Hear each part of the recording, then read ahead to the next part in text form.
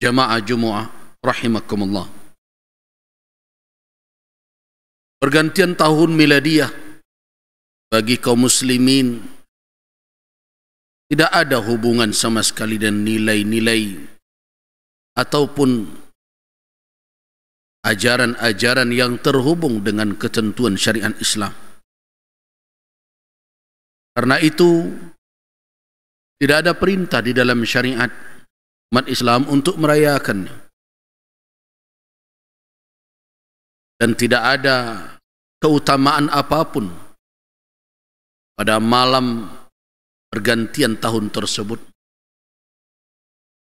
Namun bagi umat Islam,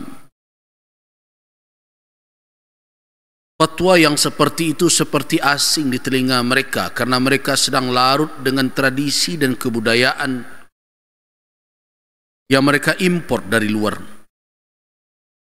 Entah apa yang mereka lakukan malam itu tidak ada hubungan dengan agama mereka, bahkan berhubung dengan sejarah, peradaban, kebudayaan dan agama orang lain. Tidaklah berlebihan kalau kita katakan apa yang dilakukan oleh umat Islam adalah kelatahan. Latah dari sisi budaya, latah juga dari sisi beragama, sehingga nilai-nilai yang susah payah dibangun hancur dalam semalam itu. Seperti suatu hal yang permisif, tidak mengapa saja. Dan anak-anak muda, laki-laki dan perempuan bercampur aduk, melakukan berbagai macam kegiatan yang jauh dari nilai-nilai syariat. Dan yang menyedihkan lagi, perbuatan itu dilakukan di hadapan orang tua, di depan mata para pemimpin. Bahkan mereka sibuk mengamankan malam itu, menjadikannya malam yang istimewa. Di sisi lain, setiap terjadi musyawarah, tidak sedikit tokoh masyarakat, para pemimpin mengeluhkan kerusakan moral, jauhnya nilai-nilai ABS SBK yang didengungkan selama ini, bahkan sudah menjadi undang-undang Provinsi Sumatera Barat. Tidak sedikit aparat mengeluhkan tentang tawuran yang menjadi-jadi, kekuatan kriminal, bahkan narkoba, apalagi LGBT dan lain-lain. Di satu sisi kita cemas, di sisi lain kita fasilitasi pintu-pintu, bahkan jalan-jalan menuju apa yang kita cemaskan itu. Saya melihat ini adalah kemunafikan.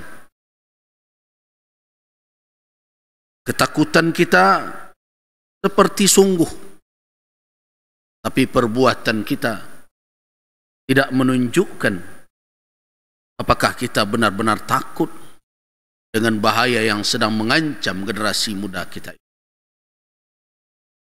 Inilah yang terjadi hampir setiap tahun. Dan perbuatan itu dilakukan oleh setiap lapisan masyarakat. Entah kapan kita akan tersadar bahwa perbuatan-perbuatan seperti itu semakin menjarakkan kita dengan nilai-nilai yang diridhai oleh Allah Subhanahu wa taala. Pada khutbah Jumat ini, saya mengajak kita semua, bangunlah wahai kaum muslimin. Bangkitlah dari keterpurukan akhlak. Sadarlah dari kelalaian yang selama ini telah menyelimuti kita. Waktu yang kita lalui ini sangatlah berharga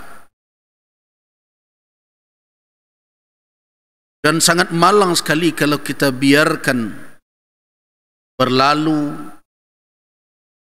berisikan kemaksiatan, kedurhakaan kepada Allah Subhanahu wa taala.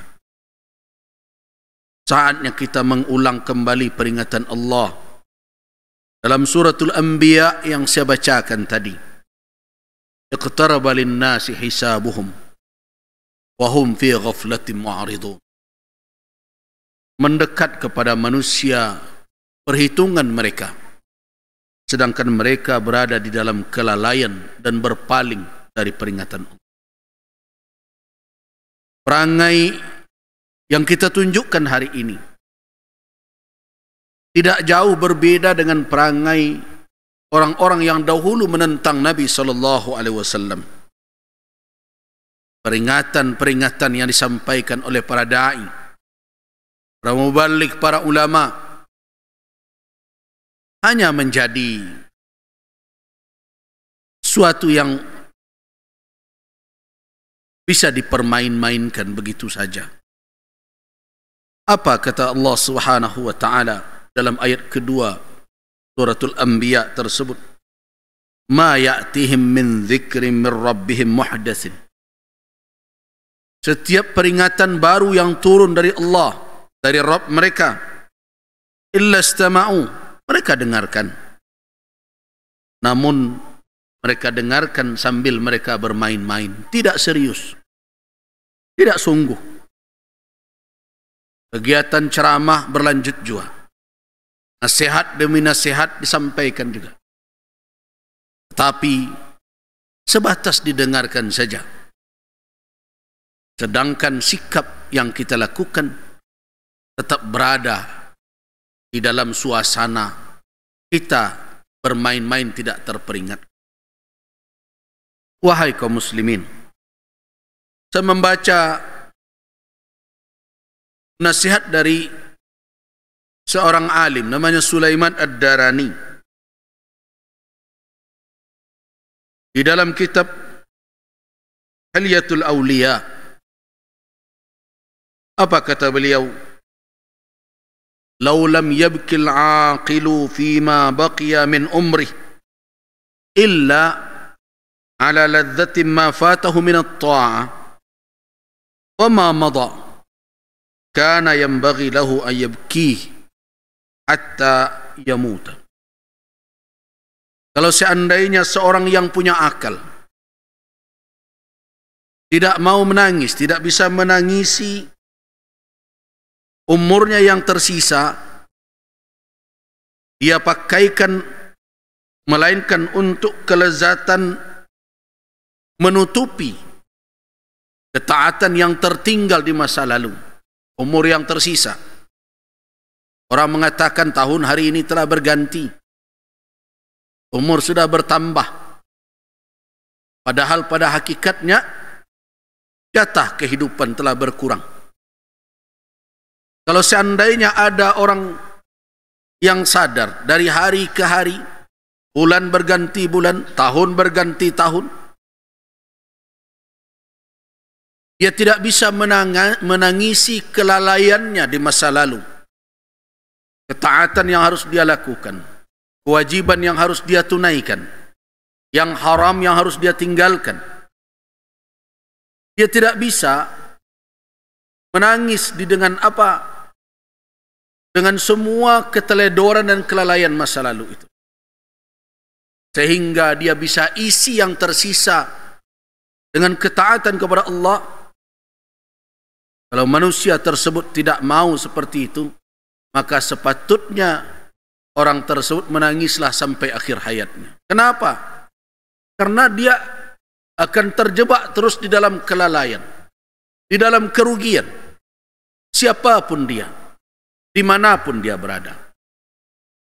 Wahai kaum muslimin, kalau kita membaca ayat Allah Subhanahu wa taala dalam surat Maryam, "Wala ta'jal 'alaihim, innama na'uddu lahum 'adda." Allah Subhanahu wa taala mengingatkan, "Innama na'uddu lahum 'adda." Allah katakan kami yang menghitungkan hari demi hari yang akan mereka lalui. Nafas demi nafas yang mereka tiup dan mereka hembuskan dan mereka tarik ke dalam tubuh mereka. Kami perhitungkan itu. Karena itu apa yang akan tiba tidak perlu disegerakan. Hukuman yang akan datang tidak perlu minta segerakan. Sudah ada waktunya. Sudah ada ketentuan. Apa yang akan kita peroleh tidak perlu tergesa. Kenapa? Karena sudah ada ketentuannya. Artinya apa?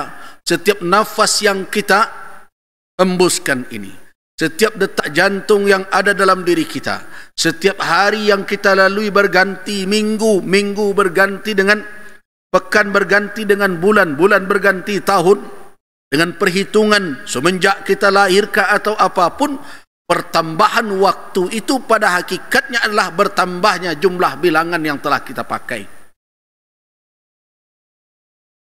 Nah, kalau kita tidak bisa menangisi masa lalu yang lalai, yang sepatutnya dibuat tidak dibuat, yang sepatutnya ditinggalkan tidak ditinggalkan, maka apa nasihat dari Sulaiman Ad-Darani?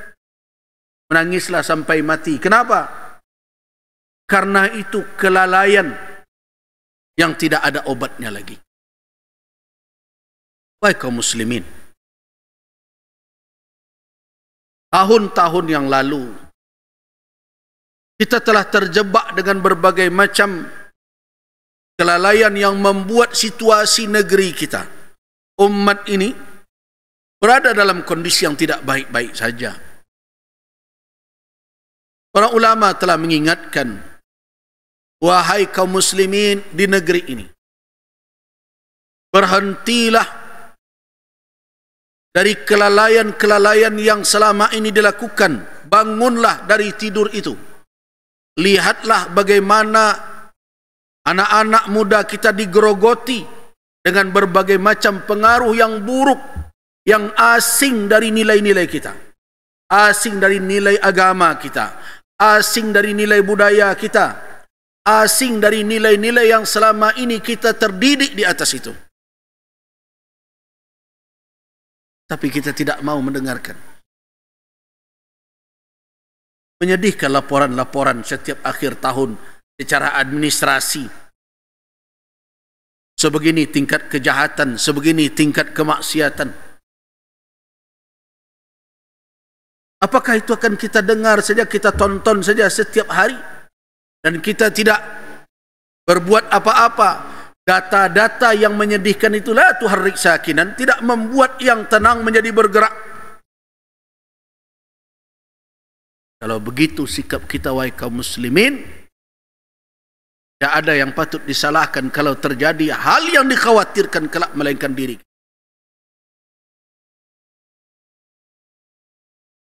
Karena itu, hai ibadallah, pada hari ini saya menghimbau kita semua untuk melihat diri kita, anak-anak kita, keluarga kita. Sampai di mana kita bisa meninggalkan mereka dalam keadaan selamat dalam kehidupan dunia yang membuat mereka tidak rugi.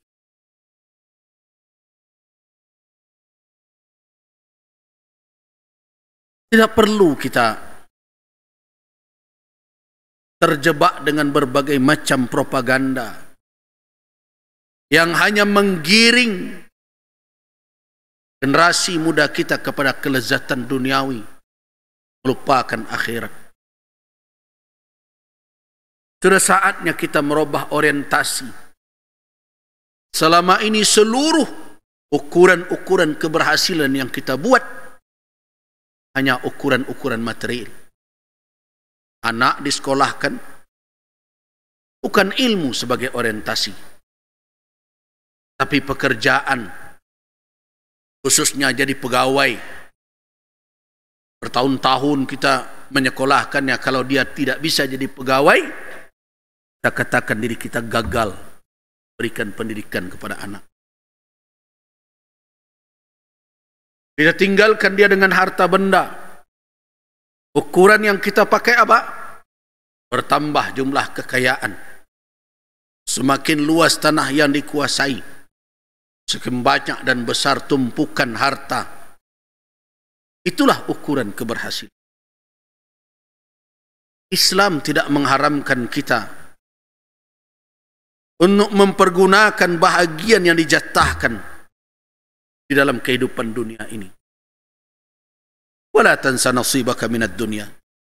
Tetapi Islam tidak menjadikan ukuran-ukuran duniawi ini sebagai ukuran kesuksesan seseorang di dalam hidup. Ukuran-ukuran suksesnya seorang manusia adalah ukuran-ukuran ukhrawi. Kalau kamu mendapatkan akhirat, maka jangan cemas, dunia akan ada di dalamnya. Tetapi kalau dunia yang kamu jangkau, maka akhirat akan menghindar dari. Karena itu, wahai kaum muslimin, banyak yang harus kita perbaiki. Bukan hanya administrasi pemerintahan dengan perhitungan tahun baru. Bukan hanya tutup buku dan buka buku baru. Dalam akuntansi dan berbagai macam. Setiap hari berlalu, saatnya seseorang untuk mengevaluasi jalan kehidupannya. Karena itu, bagi umat Islam, bukan 1 Januari menjadi ukuran dia berubah. Bukan 1 Januari ukuran dia untuk menata hidupnya kembali. Tidak. Bagi umat Islam, setiap hari yang berlalu tidak ada kemaksiatan yang dia lakukan pada hari itu, itulah keberuntungan. Setiap hari yang dia terlalai padanya, bahkan tersuruk dia, terjerembab dia ke dalam kemaksiatan, terpuruk di dalam kejahatan, itulah kerugian yang tak bisa dijangkau lagi. Bukankah para ahli hikmah mengatakan wa ab'adu syai', sesuatu yang terjauh, yang paling jauh, yang tidak bisa dijangkau oleh seseorang adalah ma madha, apa yang berlalu, yang tidak bisa dia kembalikan. Tapi sayang, kembali kepada perkataan Sulaiman Ad-Darani tadi, kalau seseorang tidak bisa menangisi kelalaiannya itu, maka sepantasnya dia akan menangis kelak di dalam kehidupan yang abadi. Karena itu, wahai kaum muslimin, saya mengajak kita semua, manfaatkanlah sisa kehidupan. Jangan lagi diisi dengan kemaksiatan. Baik secara pribadi, di dalam keluarga berumah tangga, begitu juga di dalam masyarakat. Masing-masing kita menyandang tanggung jawab. Tanggung jawab kepada diri. Wahai para anak muda, tidak ada jaminan anak muda akan kemudian yang tua-tua yang dahulu akan menghadap Allah. Tidak ada jaminan. Wahai para ayah, dengarkan sabda Nabi, kullukum ra'in wa kullukum mas'ulun an ra'iyatihi. Al-imam ra'in, ar-rajulu ra'in. Begitu kata Nabi. Orang pemimpin bertanggung jawab dalam mengelola, menata orang-orang yang berada di bawah kepemimpinan. Itu juga seorang laki-laki bertanggung jawab atas keluarganya, anaknya, istrinya. Suami tidak memikul dosa istri, tetapi suami bertanggung jawab mengapa istrinya berbuat dosa. Kalau dia lalai dalam memberi peringatan, dia akan memikul akibat kelalaiannya. Wala taziru waziratu wizra ukhra. Tidak ada orang memikul dosa orang lain, tetapi masing-masing kita punya tanggung jawab. Orang suami bertanggung jawab untuk mendidik istrinya, mengingatkan istri, menjaga auratnya dan sebagainya. Kalau lalai dia dalam hal itu, bukan dia menyandang kesalahan istrinya, tetapi dia menyandang kesalahannya karena taksirnya, karena kelalaiannya di dalam memperingatkan dan mendidik istri. Anak-anak juga demikian. Anak-anak kita dalam tanggungjawab kita untuk melakukan tarbiyah, pembinaan atasnya. Apakah dosa anak-anak akan dipikul oleh orang tuanya? Tidak. Tetapi kelalaian orang tua di dalam mendidik anak-anaknya, menyuruh melakukan ibadah, menunjukkan jalan yang benar, kelalaian itulah yang akan disandang oleh orang tua. Nah, hari ini kalau kita mau untuk mengevaluasi diri kita kembali, masing-masing kita dengan tanggung jawab kita masing-masing, maka saya yakin individu bisa berubah, keluarga menjadi baik, keluarga berubah menjadi baik, maka masyarakat akan menjadi baik. Apabila masyarakat ini baik, maka keberkahan akan turun ke negeri. Fa'tabiru ya ulil albab la'allakum turun. Barakallahu wa lakum bil Qur'anil Karim. نفعني وإياكم من الشيطان كما أقول استغفر الله والغفور.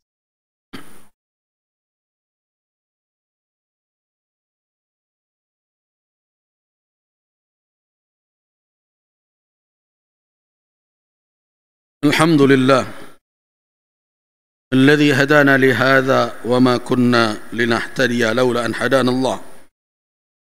أشهد أن لا إله إلا الله وأشهد أن محمد رسول الله.